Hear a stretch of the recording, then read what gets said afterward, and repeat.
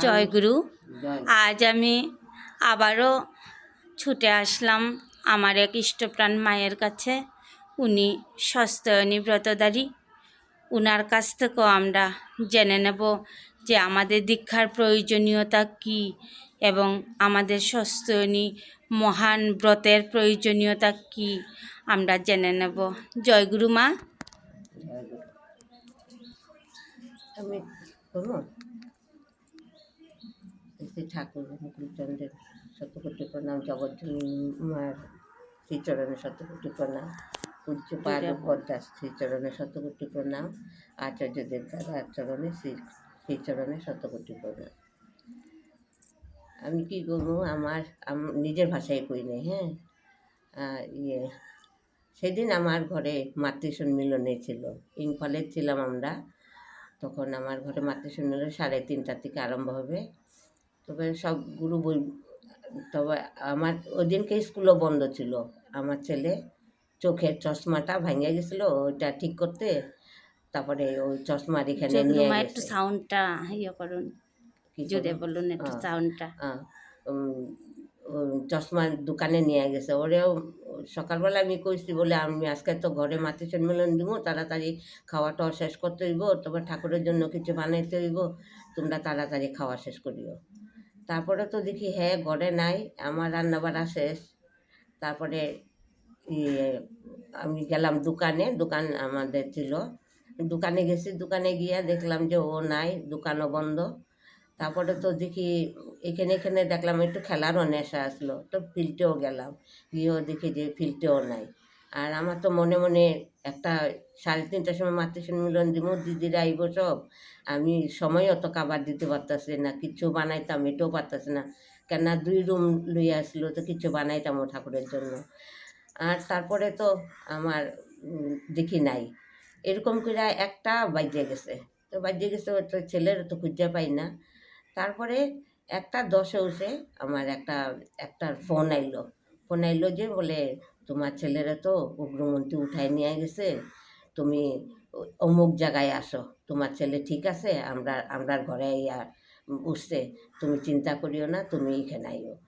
তখন তো এই কথা শুনে তো আর আমার চিন্তায় শেষ, আমি কী করবো এখন। আমি মাইরেই ফেলাইলো না, আমার ছেলের গিয়ে পাইমু, ঠাকুর বর্মার লগে যুদ্ধ করলাম, মাগো আজকে তোমারে মাতৃসম্মিলন দিতাম, আর আমার ছেলে এরকম নাই, কি আমি জানি সুন্দর মতো পাই গো মা, তুমি কৃপা করো, কিন্তু এই মাতৃসম্মিলন আমি ঘরে করবো, তুমি আমার সময়টুকু দাও। তো করে আমি আমার স্বামীরে নিয়ে, আমার ছোটো মেয়ে, আমরা দৌড়ে গেলাম, বাঁকাদুর গাড়ি নিয়ে গেলাম, যেখানে গিয়ে বাচ্চাটা উঠছিল। তো ওইখানে গেছি, ওইখানে যাওয়ার পরে বাচ্চাটারে পাইছে। তারপরে জিগেলাম বলে, কেমনে কিতা হইল রে? কয় মা, আমি চশমার দোকানে গেছি, আমার এরকম রাইফেল দেখাইয়া, কালা গ্লাস লাগানো 3-4টা আমার রাইফেল দেখাইয়া আমার টাইনা গাড়িতে উঠায় নিয়ে গেছে। তারপরে তো আমি তো চিল্লিতেছে, আমি মা দেবী আমার ছাড়ো, কে লিগে উঠাইছো? কিচ্ছু হইতো না, চলো তুমি চলো, চিল্লাইও না, কেন মেন রোড তো, মানুষও বহুত সমাগম আসলো। আর পরে দিয়া ওই বাচ্চারা তো লয়ে যেতেছে, চিল্লাইতেছে, হ্যাঁ খুব চিল্লাইতেছে। তা আমি কই, তখন যে চিল্লাইলি তখন তুই ঠাকুরের স্মরণ করছিলি? কপি মা, তখন ঠাকুরের বউর স্মরণ করছি গো মা, আমারে বাঁচাও, আমারে ঠাকুর আমার বাঁচাও, আমার ঘরে নিয়ে পৌঁছে, আমার মা বাবার কাছে নিয়ে দাও। তখন তো এটা করতেছে, দাঁড়াও দিমু। নাম জিজ্ঞেসে, তোমার নাম কি? করলে আমার নাম গৌতম রুদ্রপাল। তো গৌতম রুদ্রপাল, তারপরে তারা ভাবতেছে যে না, একটা মারোয়ারি ছেলে উঠাইতে আসলো, আমার ছেলের মতনই চশমা লাগায় সুন্দর। তারপরে ওরা কইতেছে না, তারা মিস্টেক হয়ে গেছে, এটা তো না। তারপরে জিজ্ঞেস, তোমার বাবা কি তা জয়গুরু নি? ককে আমার বাবা জয়গুরু। ককে তোমার বাবা যে ভালো মানুষ, সুস্থ ব্রতধারী তোমরা বাবা, আমরা ওইখানে যাই। এরা তো উগ্রমন্ত্রী না, মদ খাইতে কিবা যাইতো, আমরা দোকান থেকে কাজু এইটা সেটা কিনতো, আর তাহলে সবসময় জয়গুরু দিত না। তো ওরা ভাবতো ওই চিনি লিছে, চিনার পরে কয় ঠিক আছে, তুমি চিন্তা করিও না, তোমার একটা নিরাল জায়গাতে গিয়া নামাই দিব। তারপরে চিপস দিতেছে, ঠান্ডা দিতেছে। তারপরে গাড়ির সিট উঠাইয়া দেখে এটা নিচে রাইফেল ভর্তি, টাকা ভর্তি। আর আমার ছেলে তো ডরাই আসে, কয় আমার কোনো আর ছাড়বো নাকি? পরে বহুত দূরে নিয়ে আমার ছেলের চাইডা তারপরে করতেছে যাও ওখানে এখান থেকে এখানে গিয়া যাও ওখানে গাড়ি পাইবাই তারপরে তুমি উঠা যাবে গিয়া গাড়িতে। তো আমার ছেলে কইছে আমি যে যাইম আমার তো পয়সাও নেই আমি তো চিনিও না। কয় সিধা যাও গা ওইখানে গেলে তুমি গাড়ি পাইবাই। তারপরে তো ছাড়লো 50 টাকা আবার দিছে হ্যাঁ রাতে।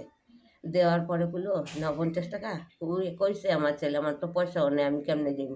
50 টাকা দিছে দিয়া তারপরে হ্যাঁ ওইখানে আমি প্রায় 2-2.5 বছর আগে ওইদিকে গেছিলাম তখন আমার ছেলে ছোটও আসলো। তো ওই রাস্তাটা গল্লি মনে আছে। তো ওই আমার একটা গুরু বোনের মেয়ে ওইখানে বিয়ে হয়েছিল। তারপরে ওইখানে তো কোনখানে গাড়ি থামাই এখানেও চিনে না।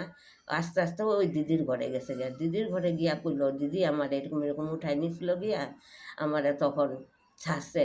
আমি এখন তোমার ঘরে এসে আমি গাড়ি কোনখানে পাই এখানে আমি তো চিনিও না আমি কেমনে যাইব। কয় ভাই আর কারোর লোকে কিচ্ছু মাতিস নাই আমি ফোন করি কয় ও কান্দে আর কয় মারে ফোন করো মা তো পাগল হয়ে যাব গিয়া। তারপরে আমার ফোন করে তারপরে ওই যাওয়ার পরে লইয়ে এলাম আমার ছেলেরে। আবার এইদিকে বড় মারও কয়ে গেছে বড় মা গো আইয়া কিন্তু তোমার তোমার মাতৃ সম্মেলন আমি করবো আমার ছেলে আমার বুকে ফিরাইয়া দাও। তারপরে ঘরে আইতে আইতে দেখি ও রিপোর্টার বাড়ির মধ্যে ভরে গেছে গুরু বন্ধও তো আই গেছে গিয়া তখন সময় হয়ে গেছে গিয়া। তারপরে আমার জিজ্ঞে আপনি কই গেছিলাম আমার ছেলেরে কে উঠাই নিয়েছিল আপনি কেমনে আইলেন।